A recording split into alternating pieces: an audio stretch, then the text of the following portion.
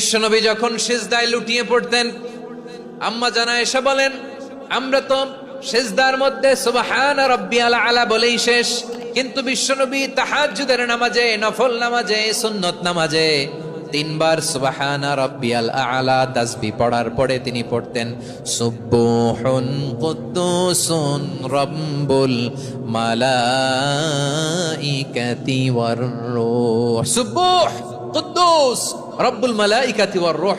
সিজদায় লুটিয়ে পড়ে বিশ্বনবী এই দোয়াটা পড়তেন। নফল নামাজে, সুন্নাত নামাজে কিংবা তাহাজ্জুদের নামাজে সুবহান রাব্বিয়াল আলার পরে কি পড়তেন? সুবহুন। আওয়াজ করে বলেন, সুবহুন কুদ্দুসুন রব্বুল মালাইকাতি ওয়ার রূহ। মানে আল্লাহ আপনি প্রশংসিত, আল্লাহ আপনি অতি পবিত্র, আপনি সব ফেরেশতা কুলের রব, ফেরেশতাদের সরদার জিব্রাইলের রব। সুবহানাল্লাহ। আজকে থেকে পড়বেন সিজদায়